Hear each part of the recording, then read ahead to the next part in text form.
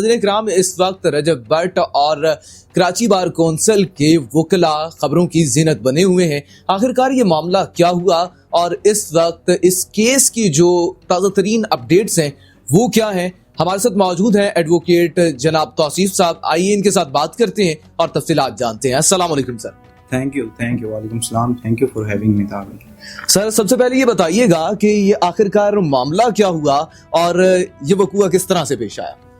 जी, मामला इस तरह हुआ कि ये जो है इन्होंने एक परफ्यूम लॉन्च किया था और एक वीडियो इनकी रजब भट्ट जो यूट्यूबर हैं इनकी वायरल हुई थी। उसके खिलाफ 295A का ब्लास्फेमी का पर्चा हुआ था। इस्लाम लाहौर में भी हुआ था, कराची में भी हुआ था सिटी कोर्ट में। तो उसमें किया था। उसके बाद ये यूके चले गए। यूके जाने के बाद कुछ जो हमारे रियाज सोलंकी साहब हैं उनकी कुछ वीडियोज़ वगैरह थी, तो उनकी वीडियोज़ के अगेंस्ट खिलाफ इन्होंने कोई मिमिक्री वीडियो बनाई थी रजब भट्ट साहब ने, और उसके खिलाफ वीडियो बनाने के बाद और वकला जो कराची बरादरी के वकला हैं उनके खिलाफ कोई मेंढक के इस तरह के डिफेमेटरी वर्ड्स यूज़ किए हुए थे।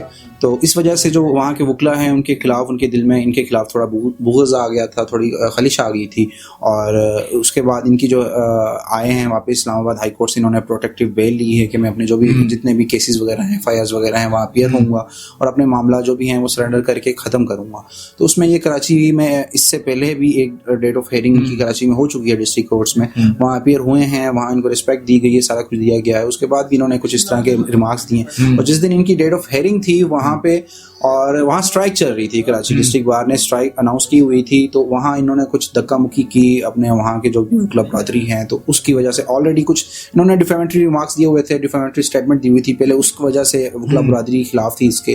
दूसरा, इसने जो धक्का मुक्की करके, क्योंकि जब स्ट्राइक होती है जितने भी लिटिगेंट्स होते हैं वो सारे बाहर खड़े होते हैं, उनको कोर्ट प्रीमिसेस में अलाउ नहीं होता, बट ये रजब भट्ट थोड़े से इनका एटीट्यूड में इशू है, तो इस वजह से इन्होंने धक्का मुक्की करके एंटर हुए हैं। तो वो जब वकला बरादरी जो थे रियाज सोलंकी साहब और फातिह चांडियो साहब, उन्होंने इन पे तशद्दुद किया और जो भी वायरल वीडियो है, तो इस वजह से वो जो इंसिडेंट हुआ है जो कि नहीं होना चाहिए था, बड़ा अनफॉर्चुनेट है, क्योंकि हम we belong from profession of lords, so we should act like a Lord's.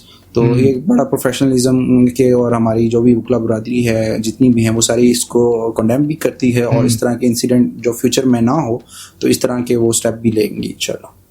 अच्छा सर, आपको नहीं लगता कि ये सिर्फ धक्का-मुक्की की वजह से नहीं हुआ या फिर ये सिर्फ एक वीडियो पैगाम की वजह से नहीं हुआ, बल्कि रियाज सोलंकी साहब की एक खलिश रजब भट्ट के साथ पुरानी चल रही थी, क्योंकि कहा जाता है कि इन्हीं ने जो केस था वो भी फाइल किया था।